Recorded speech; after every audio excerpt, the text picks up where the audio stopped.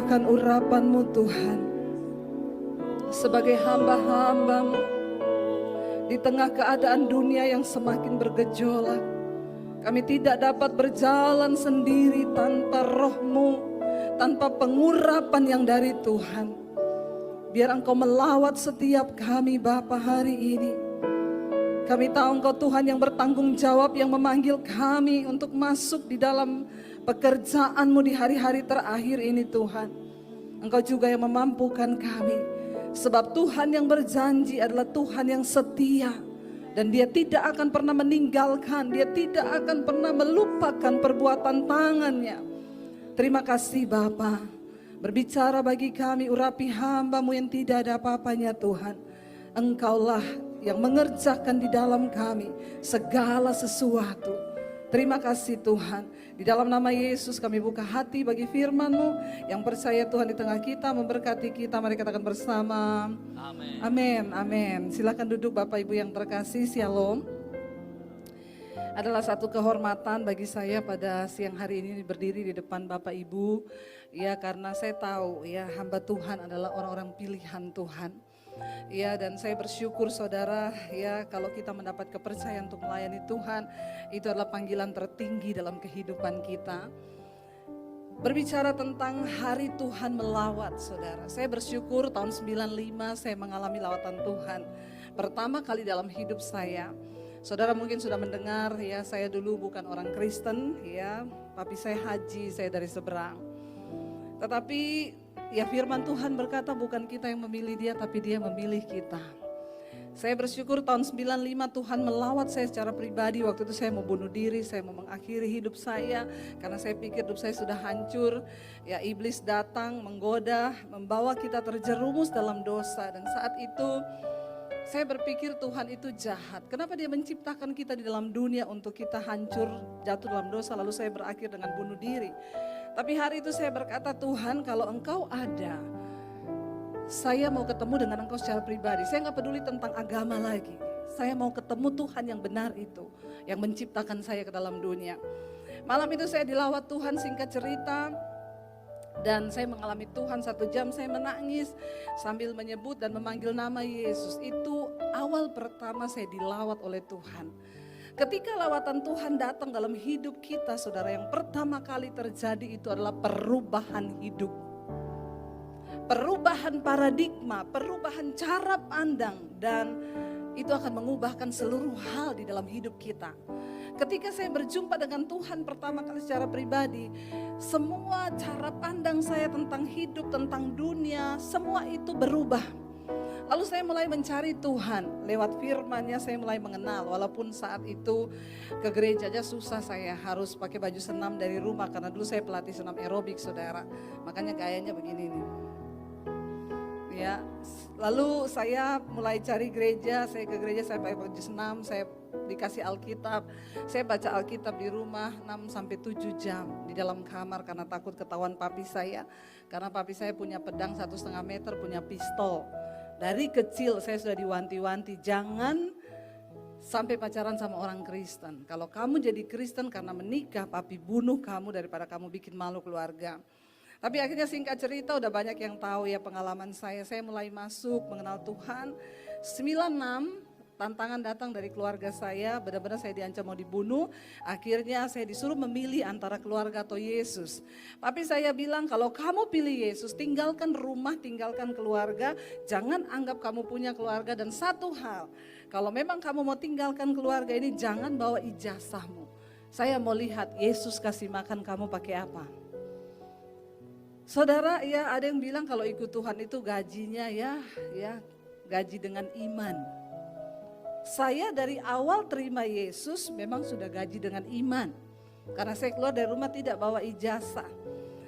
Lalu saya keluar, saya tinggalkan kota Poso, saya ke kota Palu, ya 7 jam perjalanan saya menjalani banyak hal di kota Palu. Saya dibentuk Tuhan, diproses, dihancurkan, diremukkan saudara. Tapi saya bertahan karena bagi saya ya tidak ada yang bisa pisahkan kita dari kasih Kristus ya. Mau itu kelaparan, aniaya, ketelanjangan, Yesus itu lebih dari segala-galanya. Karena dia mengubah hidup saya. Akhirnya saya mulai masuk sekolah Alkitab, saudara, di Makassar, lalu akhirnya saya mulai pelayanan. Sampailah saya ke kota Solo dan saya ketemu dengan suami saya yang paling ganteng di Solo. Ini laki-laki terganteng yang saya pilih, saudara. Ya, nggak usah tepuk tangan, nanti dia GR. Lalu ya dulu saya pikir saya nggak usah menikah. Saya bilang, Tuhan, saya tidak mau menikah, saya hanya mau melayani Tuhan. Tapi saya mendengar suara Tuhan jelas waktu itu berkata, kamu terlalu cantik untuk tidak menikah. Masalah buat lo. Lalu saya mulai berdoa, Tuhan tunjukkan jodoh saya. Karena bagi saya pernikahan adalah untuk menggenapi rencana Tuhan dalam hidup saya.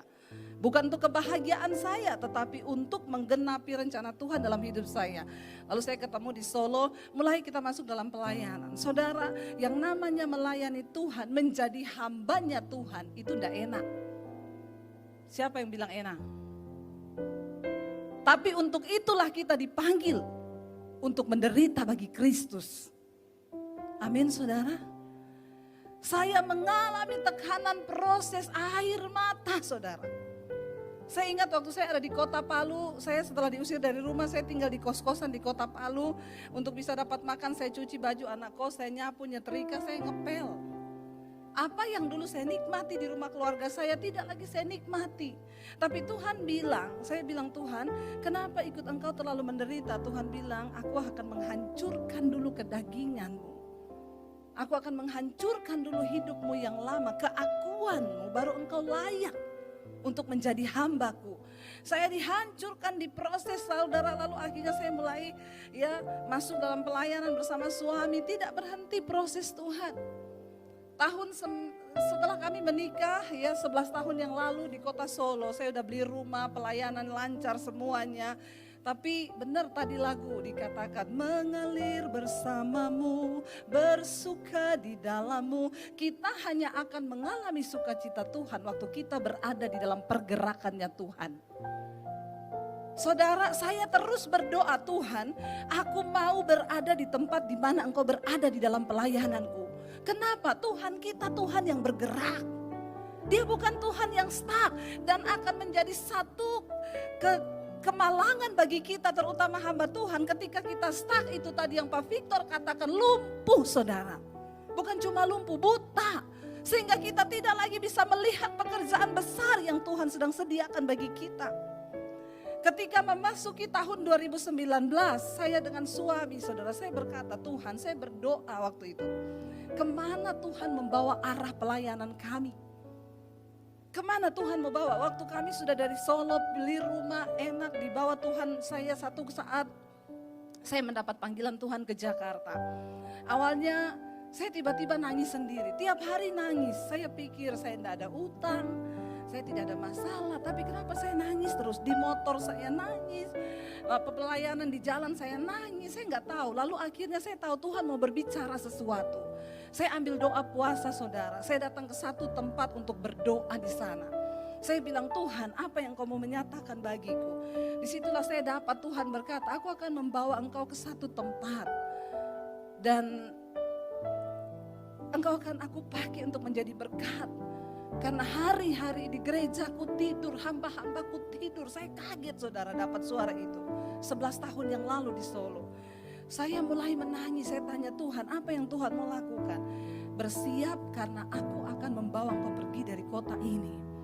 Saya bilang, Tuhan, anak saya 3, mereka udah sekolah semua.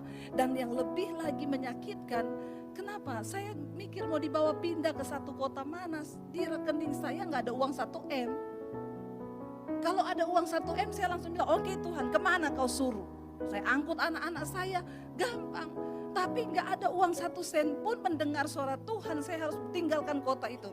Saya bilang gini, saya akan uji suara ini. Kalau Tuhan berbicara, pasti Tuhan juga akan nyatakan kepada suami saya. Karena tidak mungkin Tuhan bicara hanya satu pihak, saudara. Karena yang dari Tuhan itu mendatangkan damai sejahtera. Lalu saya berdoa, satu saat saudara kami lagi duduk-duduk di rumah, suami saya itu bilang gini, Say, kamu rasa gak sih kita ini stuck di dalam pelayanan? Padahal tiap minggu pelayanan, suami saya tiap minggu pelayanan di gereja, saya juga tiap minggu full jadwal, hari-hari biasa pelayanan kantor. Tapi kami merasa di alam roh itu stuck, enggak ada sesuatu. Lalu saya kaget waktu suami saya bilang begitu, saya bilang sini sama dia. Terus menurut kamu apa? Kayaknya Tuhan mau bawa kita pergi dari sini. Syok saya saudara. Saya bilang sama dia, iya kira-kira kalau Tuhan mau kita pergi, Tuhan mau bawa kita kemana? Dia langsung ngomong kayaknya ke Batam. Kenapa di Batam? Dulu waktu saya selesai sekolah sekolah Alkitab di Bandung, dia bilang saya ditawari pelayanan di Batam. Saya bilang kita ngalir aja kemana Tuhan mau bawa kita. Pokoknya kita minta Tuhan yang tuntun, jangan batasi Tuhan dengan pikiran kita. Akhirnya saya ingat dulu di Jakarta ada pendeta yang bilang sama kita berdua gini, kamu itu sudah saatnya pelayanan di Jakarta. Kayaknya tempat kalian bukan di Solo. Tapi waktu itu saya langsung sangka, oh enggak Pak, kita di Solo. Buktinya apa? Kita sudah beli rumah di Solo. Jadi pelayanan kita di Solo. Lalu dia bilang gini, kalau satu saat kalian dapat panggilan Tuhan, nanti hubungi saya. Lalu saya bilang sama suami saya, dulu kan kita pernah ditawari pindah Jakarta. Ya udah, coba cari nomor HP-nya pendeta itu. Saya cari di HP saya nggak ketemu saudara. Karena ternyata itu kebawa di HP yang lama ya. Lalu suami saya bilang, nanti saya minta di gereja lah, ada di gereja disimpan nomornya dia. Saya bilang gak usah minta, kita jadikan ini tanda. Kalau Tuhan yang bawa kita ke Jakarta, Tuhan yang kirim nomor teleponnya. Menurut manusia susah gak? Susah saudara, bagaimana Tuhan kirim nomor HP? Tapi Tuhan kita Tuhan yang tidak terbatas. Dia sanggup melakukan segala sesuatu untuk melakukan kehendaknya. Karena bagi saya, kebahagiaan dalam hidup manusia itu hanya ketika engkau ada dalam kehendak Tuhan. Bukan ketika kita kaya. Waktu kita berada dalam kehendak Tuhan, itulah kebahagiaan. Akhirnya suami saya bilang sepakat ya kita minta tanda. Iya, berhari-hari, berminggu-minggu tidak terjadi apa-apa. Saya bilang berarti bukan dari Tuhan itu suara. Satu kali teman suami saya datang ke rumah. Dia bilang, Pak, saya bawa flash disk, tolong kopiin lagu-lagu rohani yang ada di laptop Bapak ya. Buat apa? Saya mau pakai nyanyi di gereja. Oke, sama suami saya. Lama juga gak dibuka berhari-hari. Satu kali malam-malam dia buka flash disk itu. Saudara tahu file pertama di flash disk itu daftar nama hamba Tuhan dan nomor HP. Dan di situ ada nama pendetanya di paling atas. Itu Tuhan atau siapa? Itu Tuhan. Saya syok waktu suami saya bilang, "Say, terjadi apa? Ini loh." Karena sesungguhnya saya berharap itu enggak kejadian. Saya lebih suka tinggal di zona nyaman di mana kita sudah menikmati segala sesuatu dan enggak ada pergumulan, saudara. Semuanya berjalan lancar, semuanya aman, tenang, tentram. Kita bisa bayar cicilan rumah, pelayanan juga. Tapi ketika kita mau mengalir bersama dengan lawatan Tuhan, karena saya kan berkata, Tuhan bawa aku di tempat di mana engkau berada. Akhirnya kami mulai bergumul, kami berangkat ke Jakarta. Singkat cerita di Jakarta saya akhirnya hubungi pendeta itu, dia bilang oke, kalau kalian siap berangkat. Jadi pengintai, lihat segeri yang penuh susu dan madu itu. Setelah saya sampai di Jakarta seminggu ternyata penuh racun. Bukan susu dan madu, racun. Kenapa saudara? Saya masuk di gereja, saya lihat kehidupan pendoa, suaminya narkoba, anaknya narkoba, suami selingkuh. Itu yang terjadi di dalam gereja. Singersnya pelakor. Ada yang homo. Betapa kenajisan ada di dalam gereja itu. Tadi yang Pak Victor bilang, kenapa Tuhan pergi meninggalkan baitnya? Karena sudah jadi sarang penyamun. Perselingkuhan terjadi. Jangan sampai kita berpikir kita pendeta tidak akan jatuh dalam dosa seperti itu. Banyak pendeta yang melakukan dosa yang menyakiti hati Tuhan. Bagaimana mungkin kita bisa mengalami lawatan Tuhan kalau hidup kita saja tidak kudus, tidak berkenan di hadapan Tuhan. Mari kita jaga kekudusan saudara. Cuma ketika kita kudus Tuhan bisa berbicara. Bagaimana kita bisa mengalami lawatan Tuhan kalau kita saja tidak kudus? Sebab tanpa kekudusan tidak mungkin kita melihat Tuhan. Tidak mungkin kita mendengarkan suaranya. Lalu saya bilang sama suami, untuk secara spirit, saya kayaknya di Jakarta iya. Betapa banyak orang Kristen yang perlu diinjili, yang perlu mendengar berita kebenaran itu. Karena Yesus berkata, bukan setiap orang yang berseru padaku Tuhan, Tuhan yang akan masuk dalam kerajaan sorga. Tapi mereka yang melakukan kehendak Bapa. Lalu saya mulai bergumul, akhirnya kami di sana saudara. 1 tahun pertama, berapa bulan akhirnya kami ikut pendeta itu, tapi di tengah jalan kami harus berpisah. Karena memang Tuhan mau begitu. Tuhan bilang, aku panggil kamu ke sini bukan untuk ikut manusia, ikut aku. Berat bagi saya saudara, 1 tahun pertama kami tidak ada pelayanan sama sekali. Saya berdoa, Tuhan bilang, aku yang melakukan. Kamu diperam dulu, dimurnikan dulu, setahun gak ada pelayanan. Sampai saya ikut audisi singers saudara, di mana gereja ada audisi singers. Saya bilang sama suami, ayo kamu kan bisa main piano, jadi pemusik, saya jadi singers. Nggak keterima saking bagusnya. Ya sampai saya berkata, Tuhan, waktu itu saya kecewa saudara. Saya bilang, Tuhan, saya sudah mau menurunkan standar, saya ini pengkhotbah, saya mau jadi singer cuma untuk melayanimu loh. Tapi malam itu saya buka Alkitab, saya dapat ayat, di dalam satu rumah terdapat banyak perabot.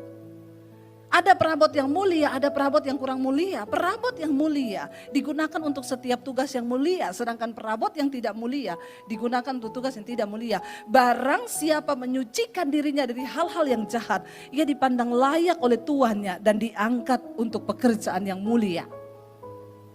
Dan ayat itu berkata, sebab Tuhan tahu siapa milik kepunyaannya. Semua kita di sini ngaku hamba Tuhan.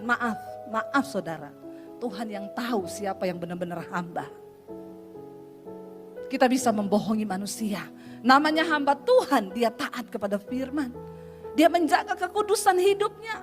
Tapi kalau ada di antara kita yang hari ini masih bermain-main dengan dosa, maaf saudara, Tuhan berkata dia tahu siapa milik kepunyaannya. Gereja harus dimurnikan. Pandemi ini adalah lawatan Tuhan bagi gereja. Katakan amin.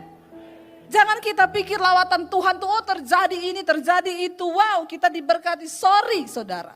Lawatan Tuhan itu adalah pemurnian. Pandemi ini adalah bagian dari lawatan Tuhan. Waktunya gereja bangkit. Saya bersyukur saudara kalau gereja di tempat ini, saya bilang sama Pak Victor, Pak, pandemi yang terjadi ini membuktikan mana hamba Tuhan benar, mana yang tidak.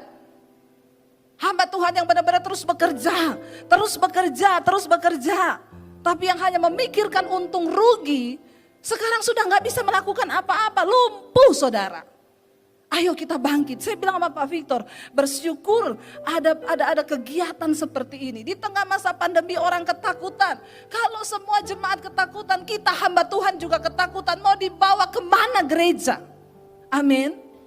Dari awal pandemi pesan saya tidak berubah. Jemaat jangan takut berlebihan. Kalau belum waktunya mati, kita tidak akan mati. Hidup mati kita bukan di tangan corona, tapi di tangan Tuhan. Jangan bersembunyi sebagai hamba Tuhan. Pergi beritakan Injil. Saya ingat pertama kali lockdown di Jakarta dibuka. Beberapa perusahaan telepon, Bu, kami sudah masuk karyawan. Dan Ibu ada jadwal di tempat kita. Apakah Ibu masih mau? Karena semua pendeta cancel. Tidak ada pendeta yang berani datang. Teman-teman WA ke saya, Bu, jangan terlalu banyak keluar-keluar loh. Pelayanan ditolak dulu Bu, harus berhikmat. Karena ini pandemi, terutama corona ini banyak sekali pendeta yang mati. Saya jawab, kalau sudah waktunya mati pasti biar mau sembunyi di ujung lubang mana. Tidak usah tunggu kena corona kalau mau mati, kepleset di kamar mandi juga. Tapi kalau belum waktunya mati, biar kena corona berapa kali, saya udah bintang 3 corona saudara. Makanya saya bisa ngomong, belum waktunya mati, enggak mati. Makanya ketika Tuhan beri kesempatan kita hidup, ayo berdampak. Ayo berdampak bagi kerajaan Allah, ini waktu yang tepat saudara. Ini waktu penuaian jiwa. Ini waktu yang Tuhan tentukan. Jangan kita menjadi lemah. Ayo minta hati Tuhan hari-hari ini, minta. Secara manusia kita lemah, tapi kita punya Tuhan yang hebat. Dia selalu siap melawat kita. Dia selalu siap minta saudara. Dan saya melihat ketika 2019 sebelum pandemi, jujur saya sedih melihat politik di dalam gereja.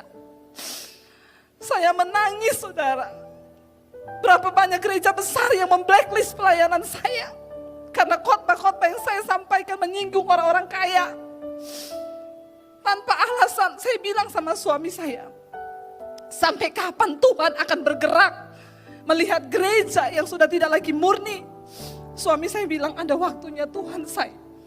Tuhan tidak bisa dipermainkan. Sampai saya bilang, maaf, bagaimana cara Tuhan menghentikan gereja-gereja besar yang sudah tidak lagi dalam kemurnian? Hamba-hamba Tuhan hanya berpikir uang, uang, uang, dan uang. Suara kebenaran ditutup, saudara. Saya berbicara ini karena ini semua hamba Tuhan. Saudara, sampai saya bilang ke suami saya, bagaimana cara Tuhan menutup gereja? Mereka sudah seperti menara Babel. Dengan kekuatan keuangan, gedung-gedung mewah. Semua fasilitas yang ada. Orang-orang kaya yang ikut memerintah di dalam gereja. Saya bilang sama suami saya, bagaimana cara Tuhan? Suami saya bilang, ada saya, Tuhan ada, Tuhan hidup. Tuhan hidup. Saya cuma menangis. 2020 terjadi pandemi, gereja tutup, gak boleh beribadah. Suami saya bilang, ini cara Tuhan. Ini loh cara Tuhan. Saudara, mari kita introspeksi diri. Di Jakarta banyak mal-mal gereja dijual. Kenapa? Pelayanan yang tidak murni akan dihentikan oleh Tuhan. Sudah waktunya, ayo. Saya sangat bersuka cita ketika mendengar saya diberi kesempatan untuk berbicara depan hamba-hamba Tuhan. Saudara, kita adalah orang-orang yang ada di garis terdepan. Kita yang harus membawa lawatan Tuhan bagi umat Tuhan. Bagaimana umat akan bangkit kalau kita sendiri dalam keadaan terpuruk? Bagaimana dunia akan benar kalau kita sendiri gereja Tuhan sudah tidak benar? Kita punya Tuhan yang hidup, jangan main-main. Tuhan tidak bisa dipermainkan. Saya melihat waktu lawatan Tuhan itu. Gereja-gereja yang hanya mengandalkan uang dengan puluhan miliar. Buka di tempat yang ramai, sudah ada gereja dibuka lagi cuma demi ini, saudara. Ya, tidak ada beban untuk jiwa-jiwa. Terlihat ketika masa pandemi, saya melihat bagaimana Tuhan berperkara. Dari 2019, saya menangis, saudara. Jadwal saya banyak di cancel. Saya berdoa, Tuhan, kemana Engkau mau bawa pelayanan saya? Sampai saya bilang sama suami, kita jadi pengusaha saja. Kita tinggalkan pelayanan. Kalau mau ngomong sorry, kecewa saudara melihat gereja-gereja besar, kecewa. Tapi suami saya bilang, kita tetap dalam panggilan. Melayani Tuhan itu adalah satu kehormatan. Saya juga bilang, iya Tuhan. Tapi melihat semua yang terjadi rasanya sudah tidak mungkin. Ketika saya berdoa, Tuhan, Engkau mau bawa kemana aku melayani Engkau? Aku tidak mau menjadi sia-sia apa yang sudah aku lewati bersama Tuhan. Bagaimana Engkau memanggil hidupku, masa cuma jadi sia-sia seperti ini.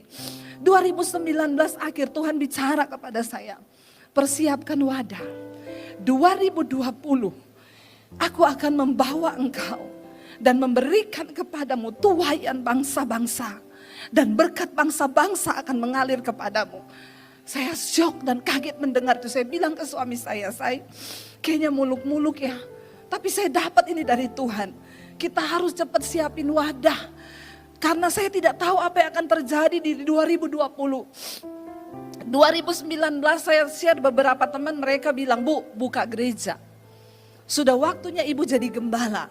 Kami berpikir itu mungkin juga rencana Tuhan untuk tahun 2020. Beberapa teman support kami, jangan pikir biaya Bu, saya ada di belakang ibu. Tapi saya bilang ke suami, kita berdoa. Kita melakukan apa yang menjadi kehendak Tuhan. Saya tidak mau mengambil bagian yang bukan kehendak Tuhan atas hidup saya. Saya bilang, Tuhan, kami mau melangkah. Kalau memang menjadi gembala buka gereja itu adalah perintah Tuhan dan kehendak Tuhan buat kami, saya siap. Tapi Tuhan, kalau itu bukan panggilan-Mu atas hidup saya tidak mau jadi gembala cuma karena pelarian. Atau ada teman yang berkata, Bu, ibu udah makin tua loh, pikir pensiun loh. Biaya tua ibu jadi pensiun itu kalau ibu jadi gembala aman. Saudara, secara logika manusia, ada begitu banyak pertimbangan manusia yang rasanya membuat kita akhirnya tanpa sadar meragukan Tuhan. Akhirnya kami cari-cari gedung saudara di Jakarta 2019 akhir sampai 2020 awal kami temukan satu gedung di mall. Udah deal harga, dia bilang oke ya Bu, nanti siap-siap kalau saya telepon DP, iya. Awal Februari saudara ya saya ditelepon, Bu jadi gimana, jadi kan, jadi. Ya udah ibu bisa DP dulu 80 juta untuk uang DP pertama tanda jadi, oh iya. Besok saya transfer. Hari itu saya berdoa, Tuhan besok saya mau transfer uang gedung. Kalau ini rencanamu, maka terjadilah. Tapi kalau ini bukan rencanamu, gagalkan Tuhan. Gagalkan dengan caramu. Saya tidak mau melakukan yang bukan kehendak Tuhan. Kalau cuma karena emosi, pelarian dan lain sebagainya. Saya udah mau transfer saudara, terlintas satu kalimat di benak saya. Coba pindah jam. Saya tanya sama dia, Bang kalau saya pindah jam bisa nggak? Ini saya udah mau transfer. Oh kalau pindah jam, saya harus rapat lagi dengan pihak manajemen Bu. Karena bisa berubah harga tergantung jam. Jadi ini gimana? Ibu jangan transfer dulu, tahan dulu, nanti kita rapat. Februari 2020 saya tunggu dia rapat-rapat sampai pertengahan belum ada keputusan. Tiba-tiba lockdown pandemi. Uang saya 80 diluputkan Tuhan. Saudara, dia Tuhan yang maha tahu dan dia sangat tahu. Jangan ada sedikit pun keakuan kita di dalam mengikuti panggilan. Lalu akhirnya lockdown, tapi saudara ketika saya itu dapat panggilan untuk Tuhan bilang tahun depan itu aku akan beri tuaian bangsa-bangsa. Saya mulai berdoa, Tuhan lebih spesifik bicara apa yang harus saya lakukan. Saya dapat waktu Tuhan bilang media. Cepat ambil alih media untuk pekabaran Injil. Saya bilang ke suami saya bilang berarti TV. Ya udah berarti TV, yuk kita tanya-tanya di TV swasta di Jakarta bagaimana cara memasukin khotbah. Saya tanya ke beberapa teman, oh itu Bu, jadi ibu syuting di studio kami 1 kali episode itu 6 juta. Ibu harus sediakan 10 episode dulu, itu syarat untuk masukin satu program. Jadi berarti ya ibu siapin 60 juta. Terus itu udah pasti diterima, belum pasti nanti kita seleksi dulu bisa masuk apa enggak. Berarti saya sudah keluar 60 juta tapi belum pasti iya. Ya udah berarti enggak jadi. Lalu lama bergumul akhirnya ya ketika saya pelayanan di Bali saya dapat itu orang bikin syuting lalu saya tanya dia bilang untuk YouTube. Saya bilang sama suami saya kayaknya kita di YouTube. Lalu akhirnya kita mulai jalan, saya bikin studio 2019 saudara akhirnya pas Februari itu jadi studio saya cuma kecil. Ya itu di atas kamar saya 3x3. Lalu ketika lockdown itu studio benar-benar sudah jadi. Kita mulai syuting dengan peralatan apa adanya, tapi saya udah syuting dari 2019 pakai HP, khotbah-khotbah mulai naik saudara. Ya saya melihat bagaimana tuaian jiwa-jiwa itu berdatangan. Ya ketika saya khotbah tentang akibat dosa tersembunyi, sampai hari ini yang nonton sudah jutaan saudara. Dan itu orang konseling, mulai dari jemaat, sampai pengerja, sampai istri pendeta. Itu konseling sama saya dan saya melihat ternyata di sini orang Kristen gereja Tuhan masih banyak yang menyimpan dosa-dosa tersembunyi. Dari situ saya melihat ini penuaian. Lalu orang-orang mulai datang konseling, bukan cuma orang Kristen. Orang-orang yang tidak percaya Yesus datang saudara. Mereka buka hati dan ketika pandemi terjadi, gereja lockdown, saya melihat di situ saudara. Bagaimana tuaian itu saudara, apalagi ketika ada mesbah doa. Saudara yang tahu ya, sekarang saudara mesbah doa sekali tayang yang nonton 70.000. Mesbah doa syukur pagi jam 5 pagi 75.000. Setiap hari 2 kali saya live streaming jam 8 malam sama jam 5 pagi. Kita butuh gedung gereja segede apa menampung 70.000 orang Pak Victor. Dan saya melihat di situ bahwa Tuhan itu tidak pernah berdusta. Tuaian bangsa-bangsa di masa pandemi saya diundang ke Amerika pelayanan saudara. Saya khotbah di New York, Philadelphia, saya khotbah di Colorado, bahkan bulan Februari ini harusnya mereka masih menunggu jadwal saya sampai April. 100 gereja menunggu saya di LA. Tapi saya bilang tunggu, ini masa belum cukup ya masih karantina dan lain sebagainya, saya belum bisa memutuskan. Mereka bilang, Bu, kami 100 gereja di Los Angeles, kami rindu Ibu datang untuk membawa lawatan Tuhan. Siapa saya?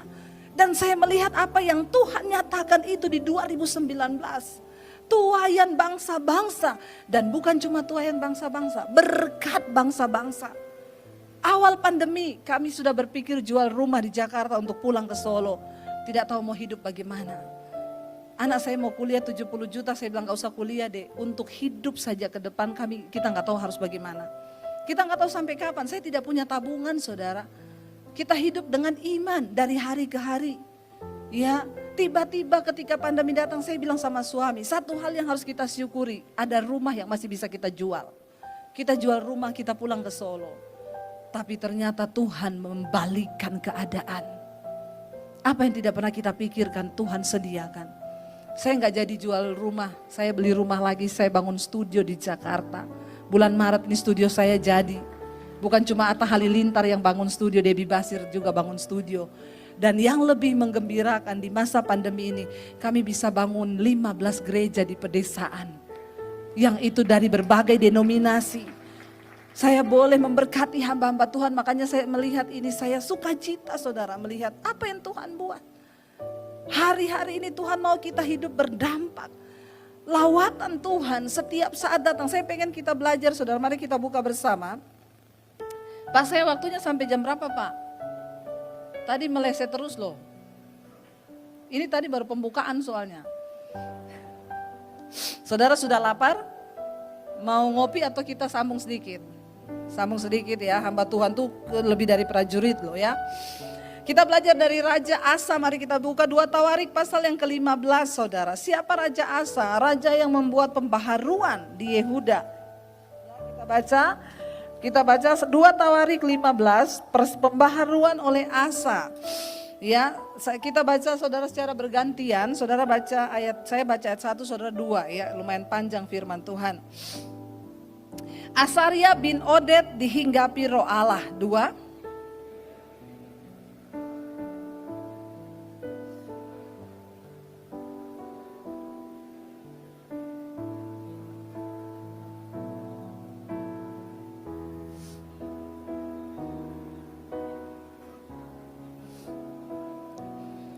Iya, garis bawahi saudara. Ya, jadi pada waktu itu Asaria bin Oded dihinggapi roh Allah, dia berkata kepada Asa ketika Asa diangkat menjadi raja Yehuda. Dia bilang, dengarlah kepadaku Asa dan seluruh Yehuda dan Benyamin, Tuhan beserta dengan kamu. Bila mana kamu beserta dengan dia. Ya, bila mana kamu mencarinya, ia berkenan ditemui olehmu. Tetapi bila mana kamu meninggalkannya, kamu juga akan ditinggalkannya. Ayat 3, lama sekali Israel tanpa Allah yang benar dan tanpa ajaran dari para imam dan tanpa hukum. Ayat 4.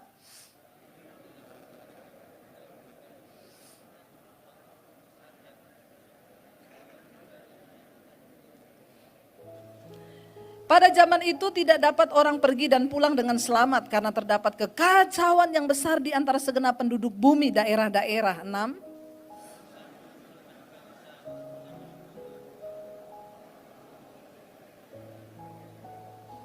Iya, karena dosa yang begitu luar biasa merajalela di antara bangsa itu, akhirnya Tuhan mengacaukan mereka dengan segala macam kekacauan. Ayat 7, tetapi kamu ini kuatkanlah hatimu, jangan lemah semangatmu, karena ada upah bagi usahamu. Ayat 8.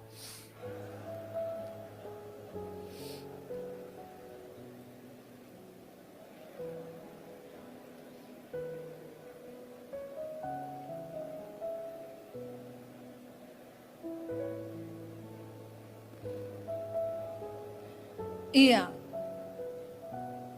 Saudara, di tengah keadaan kekacauan yang besar, tiba-tiba Asa diangkat Tuhan menjadi raja.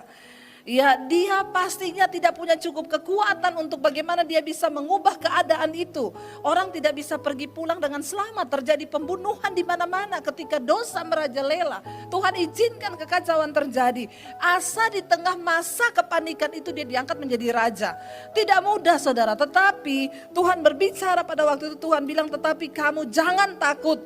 Kuatkan hatimu, jangan lemah semangatmu, karena ada upah bagi usahamu. Secara manusia mungkin kita melihat jalan buntu, tidak mungkin lagi kita memperbarui sesuatu. Tetapi Asa percaya dengan firman Tuhan, dan dikatakan di sana apa yang dilakukan oleh Asa pertama kali. Dia menyingkirkan dewa-dewa kejijikan dari seluruh tanah Yehuda dan Benyamin. Dan dari kota-kota yang direbutnya di pegunungan Efraim, ia membaharui mezbah Tuhan yang ada di depan balai bait suci Allah itu. Saudara, ya, bagaimana pertama kali kita bisa melakukan dan melihat mujizat Tuhan terjadi, lawatan Tuhan terjadi? Tidak ada cara lain. Pertama, singkirkan dosa. Buang semua yang tidak berkenan dari hidup kita. Jangan ada kepahitan, terutama kita sebagai hamba Tuhan. Jangan ada kekecewaan. Jangan ada amarah, apalagi kenajisan, percabulan, perselingkuhan. Jangan ada di antara hidup kita. Karena itu adalah berhala-berhala di hari-hari ini. Ya, dan dia lakukan apa? Dia memperbaharui mezbah Tuhan. Mari kita kembalikan ya apa yang benar. Jangan sampai tadi yang disampaikan Pak Victor, kita beribadah padahal Tuhan udah gak ada di gereja itu. Kita masih beribadah, kita masih menyembah Tuhan, dan kita pikir Tuhan masih ada di situ, padahal Tuhan sudah tidak ada lagi di sana. Lalu ayat ini berkata, ayat yang ke-9, ia mengumpulkan seluruh Yehuda dan Benyamin dan orang-orang Efraim, Manasye dan Simeon yang tinggal di antara mereka sebagai orang asing. Sebab dari Israel banyak yang menyeberang memihak kepadanya. Kita tahu bersama setelah Salomo kerajaan Israel terbagi dua, yaitu kerajaan utara dan selatan. Tetapi banyak yang akhirnya mengikuti dia, memihak kepadanya. Karena mereka melihat bahwa Tuhan Allah beserta dengan dia. Saudara, apa yang bisa menjadi kekuatan, apa yang bisa menarik orang datang kepada kita, datang kepada pelayanan kita, hanya satu, waktu mereka melihat Tuhan menyertai kita. Amin. Biar orang melihat Tuhan menyertai kita, apa yang kita lakukan disertai Tuhan. Ya, ada kebangunan, ada kebangkitan yang terjadi, ada kebangunan rohani, orang-orang hidupnya diubahkan. Itu yang Tuhan mau, dan itu bisa terjadi. Waktu yang pertama tadi kita buang dosa, perbaharui cara penyembahan kita, mezbah Tuhan. Dan di sana dikatakan saudara, ya, ayat yang ke-10. Mereka berkumpul di Yerusalem pada bulan ketiga tahun ke-15 dari pemerintahan Asa. Ayat 11, pada hari itu mereka mempersembahkan kepada Tuhan 700 lembu sapi dan 7.000 kambing domba dari jarahan yang mereka bawa pulang. 12, mereka mengadakan perjanjian untuk mencari Tuhan Allah nenek moyang mereka dengan segenap hati dan jiwa. Cari Tuhan dengan segenap hati dan jiwa, itu kunci dari kebangunan rohani. Itu kunci dari lawatan Tuhan boleh terjadi. Cari Tuhan dengan segenap hati dan jiwa. Seringkali kita pikir kita sudah gak butuh Tuhan. Tuhan sudah ada dalam hidup kita sehingga kita gak perlu cari dia. Saudara, cari Tuhan. Cari Tuhan, apa yang harus aku lakukan hari-hari ini? Tuhan, kemana engkau mau bawa pelayananku? Ayat 13, setiap orang baik anak-anak atau orang dewasa, baik laki-laki atau perempuan yang tidak mencari Tuhan Allah Israel harus dihukum mati. Asa membawa perintah, ya ketika itu tidak ada cara lain, dia harus memulihkan bangsa itu. Bayangkan dia kasih hukuman mati orang yang tidak mau mencari Tuhan. Ayat 14, mereka bersumpah setia kepada Tuhan dengan suara yang nyaring, dengan sorak-sorai dan dengan tiupan nafiri dan sangkakala. Seluruh Yehuda bersukaria atas sumpah itu, karena dengan segenap hati mereka bersumpah setia dan dengan kehendak yang bulat mereka mencari Tuhan. Tuhan berkenan ditemui oleh mereka dan mengaruniakan keamanan kepada mereka di segala penjuru. Tadinya tidak ada aman, orang mati saudara. Orang tidak bisa pulang dengan selamat karena kekacauan di mana-mana. Tapi ketika berbalik mereka mencari Tuhan, Tuhan pulihkan keadaannya. Ada keamanan, ada damai sejahtera. Ayat 16.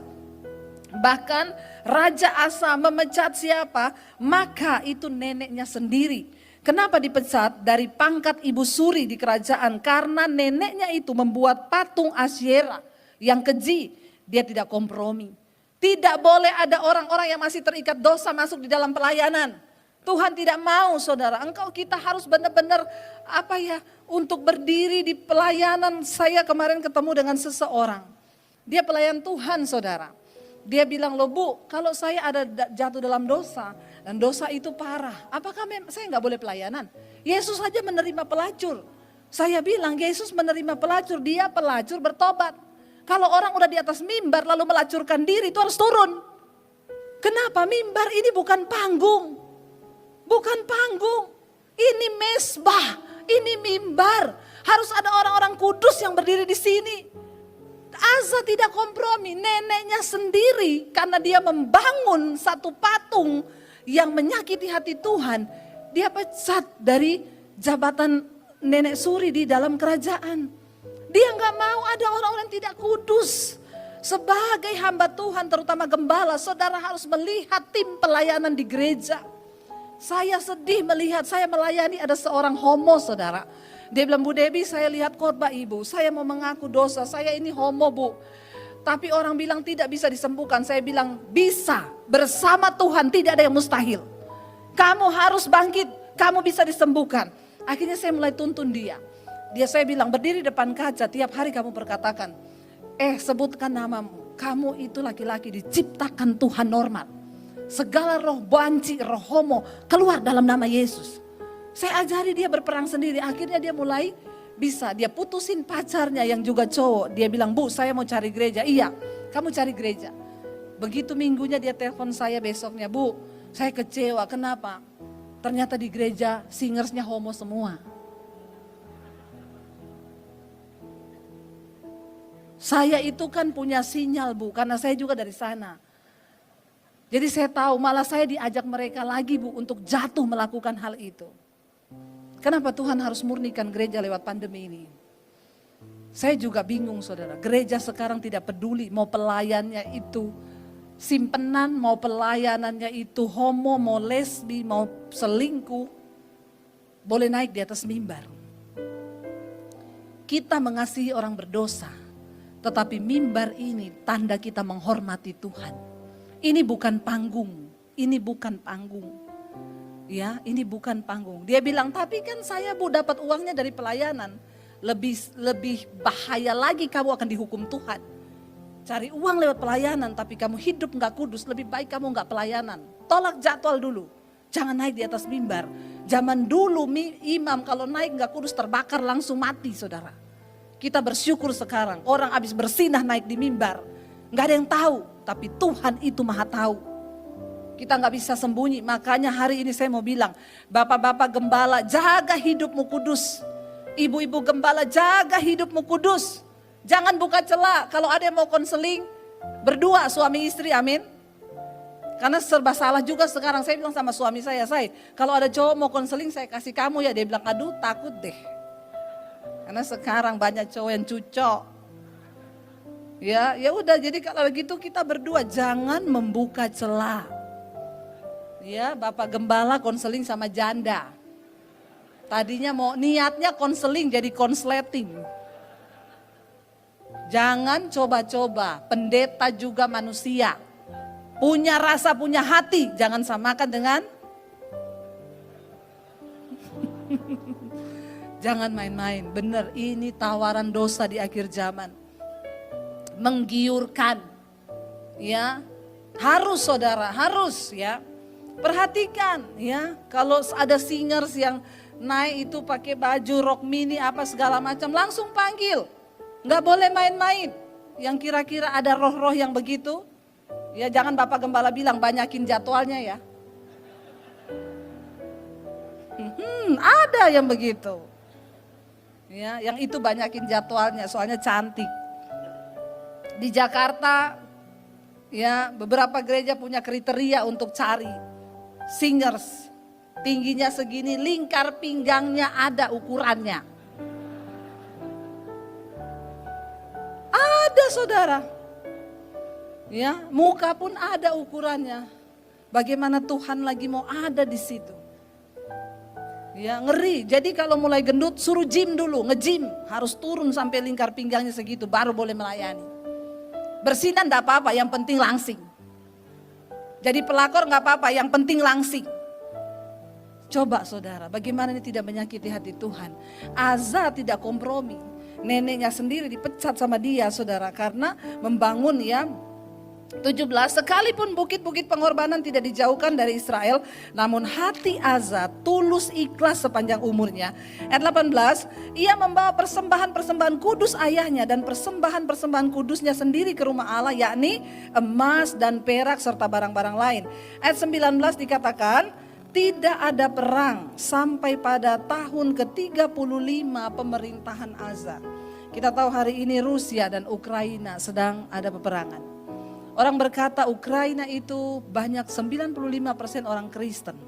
Tapi Kristen yang seperti apa? Ini adalah waktu lawatan Tuhan bagi mereka. Kita topang di dalam doa supaya orang berbalik mencari Tuhan. Di tengah kesulitan tidak ada jalan keluar selain cari Tuhan. Tuhan berjanji kepada Asa, kalau engkau sungguh-sungguh mencari Tuhan, tidak ada perang. Negaramu tidak ada perang. Kita berdoa terus bagi Indonesia, gereja harus menjadi tombak di depan untuk bangsa ini.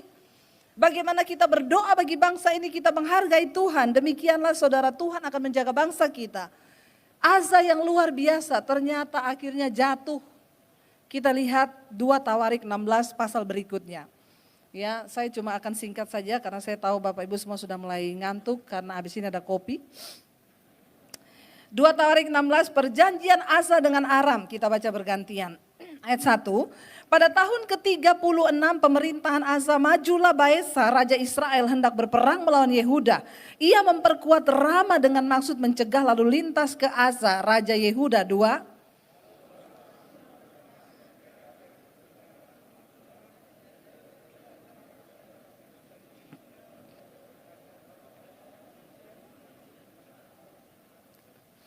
Tiga, ada perjanjian antara aku dan engkau, antara ayahku dan ayahmu. Ini kukirim emas dan perak kepadamu. Marilah batalkan perjanjianmu dengan Baesa raja Israel, supaya ia undur daripadaku. Ayat 4.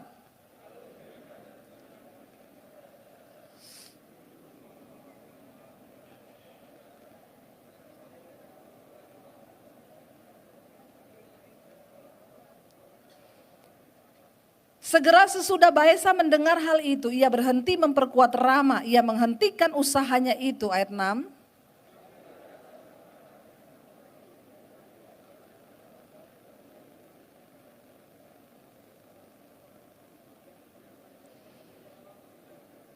Ayat 7, pada waktu itu datanglah Hanani, pelihat itu kepada Asa. Raja Yehuda katanya kepadanya, karena engkau bersandar kepada Raja Aram dan tidak bersandar kepada Tuhan Allahmu. Oleh karena itu terluputlah tentara Raja Aram dari tanganmu. Ayat 8.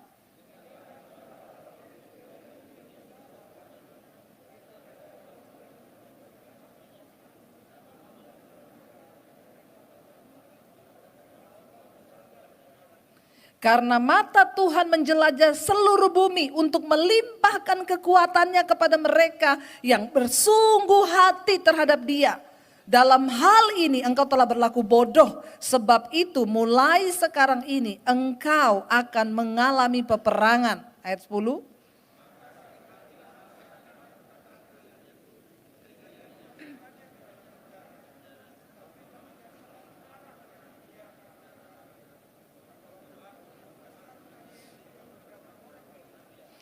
Sesungguhnya riwayat Asa dari awal sampai akhir tertulis dalam kitab Raja-Raja Yehuda dan Israel. Ayat 12.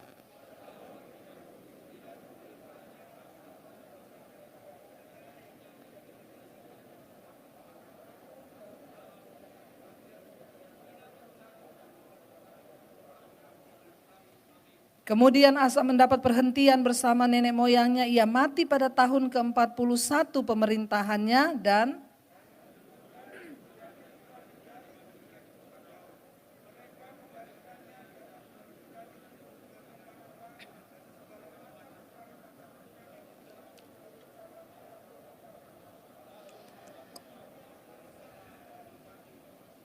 Iya, saudara, kita lihat Asa yang memulai dengan roh, mengakhirinya dengan daging. Dia yang tadinya percaya sungguh kepada Tuhan, tetapi ketika Raja Israel hendak menyerang dia di Yehuda, dia akhirnya menghubungi Raja Aram, orang yang tidak takut akan Tuhan, untuk dia jadikan tempat perlindungan. Saudara, sebagai hamba Tuhan, tempat perlindungan kita adalah Tuhan. Masa sesulit apapun, jangan lepaskan pengharapanmu kepada Tuhan. Keadaanmu sesulit apapun, jangan pernah engkau berkata bahwa Tuhan itu tidak akan menolongmu. Tuhan yang pernah menolong kita. Ketika masa pandemi di awal, saya bilang kepada Tuhan, Tuhan, aku pernah mengalami pertolongan-Mu di masa yang lalu.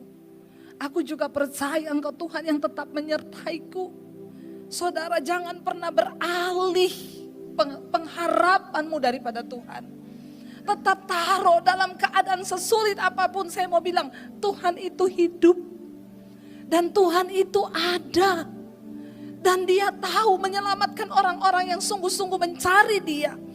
Kita lihat di sana tadi firman Tuhan berkata di sana, ya, karena Asa bersandar pada kekuatannya sendiri, saudara, sehingga Tuhan meninggalkan dia. Dikatakan di sana, karena mata Tuhan, ayat 9, menjelajah seluruh bumi untuk melimpahkan kekuatannya kepada mereka yang bersungguh hati terhadap Dia. Saudara, hari ini mata Tuhan sedang menjelajah di tempat ini. Dia ingin orang, ada hamba-hambanya di sini yang bersungguh hati mencari Dia. Dia akan limpahkan kekuatannya. Dia akan limpahkan kemuliaannya. Waktu kita sungguh-sungguh mencari Dia. Waktu kita sungguh-sungguh berserah kepada Dia. Saya tahu melayani Tuhan itu tidak mudah. Seringkali bahkan saya pernah tergoda untuk meninggalkan pelayanan. Karena melihat di depan rasanya tidak ada dukungan dari siapapun. Bahkan yang ada orang berusaha untuk menghalangi langkah-langkah kita. Tapi orang yang sungguh-sungguh mencari Tuhan. Hari-hari ini mata Tuhan sedang menjelajah. Mencari orang yang menunggu lawatannya. Mata Tuhan sedang menjelajah, mencari hamba-hambanya yang sungguh-sungguh mengharapkan Dia. Mari kita bangkit berdiri bersama saudara. Kaulah Tuhan yang berjanji, tak sekalipun kau ingkari. Amin. Kesetiaanmu sungguh terbukti di sepanjang hidupku, untuk selamanya ku akan setia melayani, mengasihimu. Tiada Tuhan sepertimu, Yesus, Kau Allahku. Ya, mari angkat tanganmu saudara, katakan dengan iman, yes, Kaulah Tuhan yang berjanji. Kami percaya Tuhan, tidak pernah Kau tinggalkan, Kau ingkari janji-Mu atas hamba-hamba-Mu Bapa. Engkau setia kepada kami.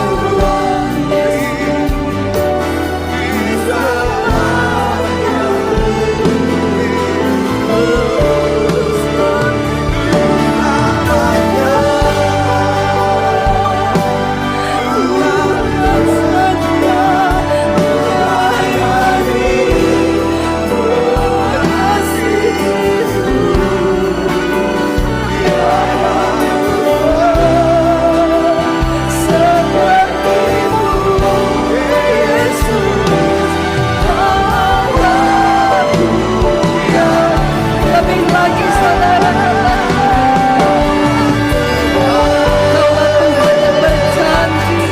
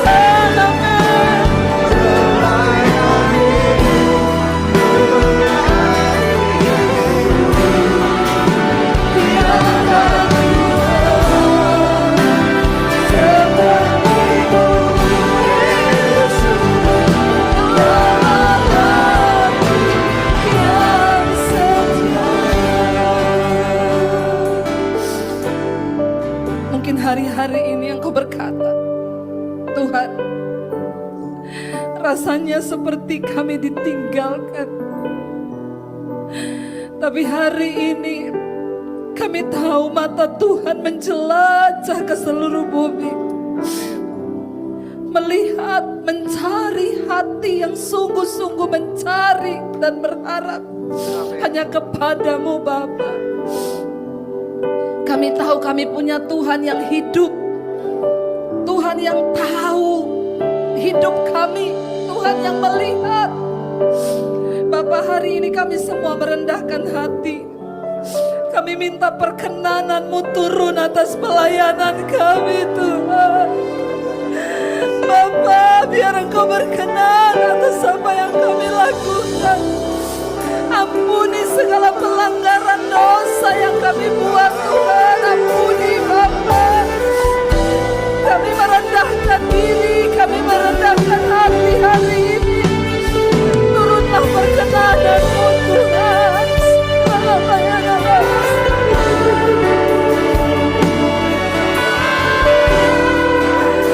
Ini hidup kami Yesus. Mari datang pada Tuhan saudara.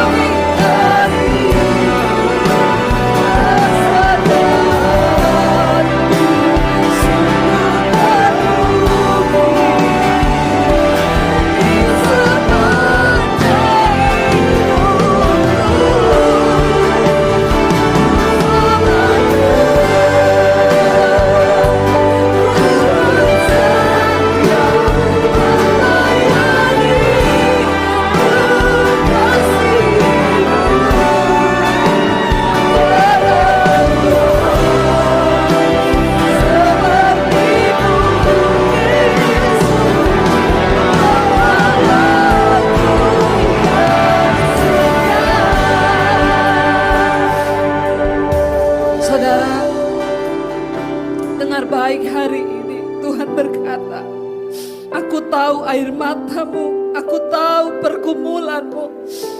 Namun dengar, tidak ada satupun yang sia-sia. Aku yang memilihmu adalah Allah yang setia. Aku yang memegang tangan kananmu dan akan membawa engkau kepada kemenangan. Tuhan, kami ada di tengah dunia yang bergejolak. Kami tidak mampu sendiri Tuhan. Kami butuh pengurapan yang baru dari Engkau. Hamba percaya Tuhan, kami adalah biji mata-Mu Bapa. Engkau yang memeluk dan menggendong kami di tengah kesukaran yang kami hadapi. Tuhan tidak pernah meninggalkan kami. Terima kasih Tuhan buat lawatan-Mu hari ini. Kami tahu Tuhan yang memanggil kami adalah Tuhan yang setia, Tuhan yang ajaib. Kami akan melihat kemenangan demi kemenangan Tuhan. Kami percaya Tuhan yang ajaib yang melakukannya bagi kami. Segala pujian, hormat, kemuliaan hanya bagi Engkau di dalam nama Tuhan Yesus. Yang percaya diberkati katakan bersama.